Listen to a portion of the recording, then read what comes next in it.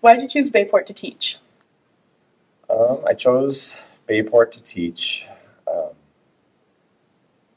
mainly because we were looking for a chance to get back to Wisconsin. My wife and I have been teaching in Texas for a long time, and we had a big support network here. And when we saw the Bayport opening become available, it seemed like an incredible opportunity to get back home, work in a school with an incredible reputation, and be a part of something really that had been in my family for a long time. My grandpa was one of the first band directors, was the first band director at Bayport.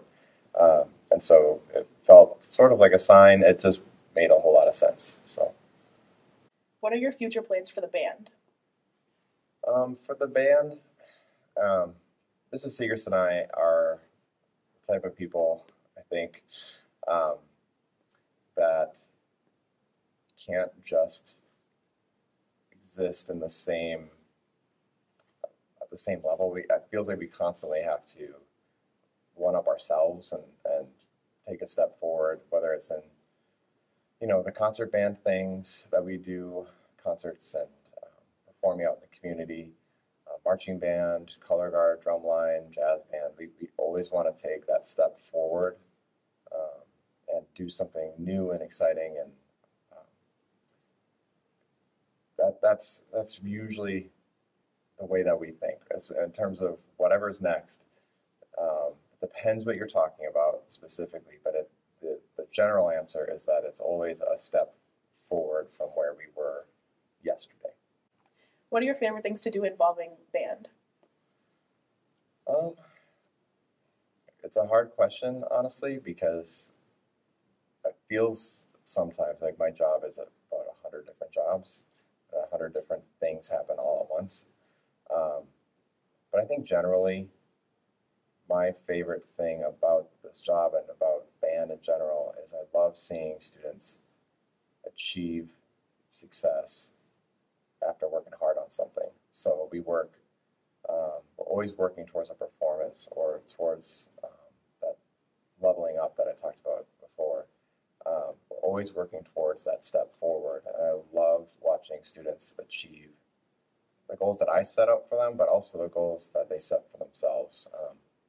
Whether it be a marching band show where we start out with this completely abstract idea um, and then all of a sudden it starts to become something concrete and something that honestly wasn't even the initial vision. It just becomes something through student input and student work and all of these staff members that work with us on all of everything we do.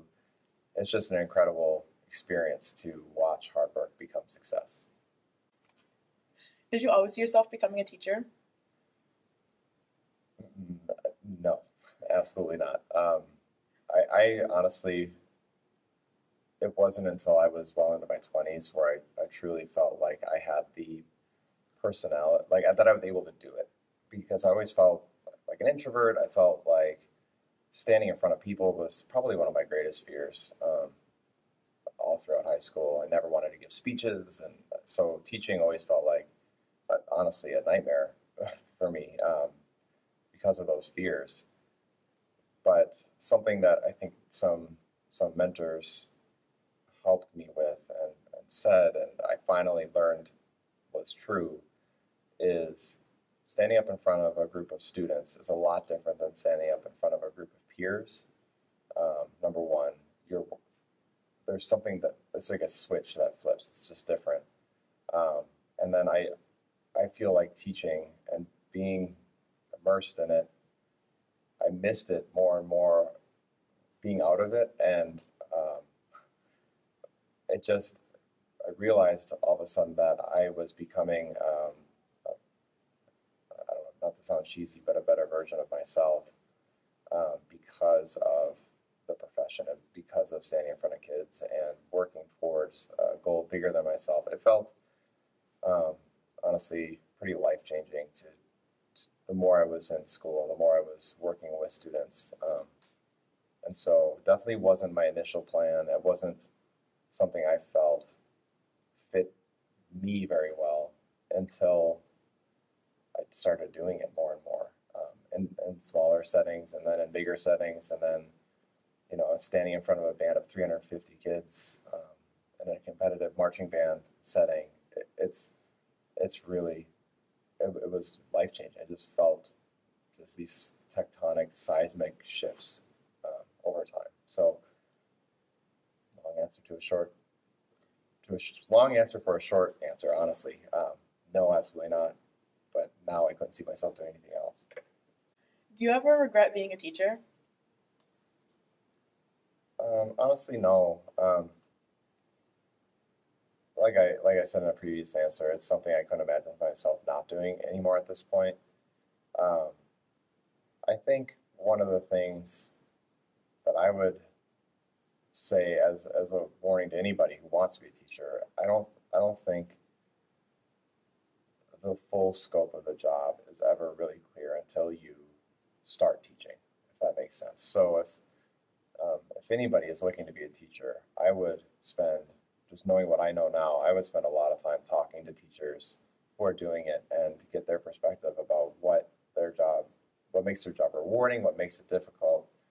Um, I I was at a point in my life where I was able to take the bad with the good, if that makes sense. And so I felt prepared. I felt like I had enough experience in schools before I really started teaching full time in schools.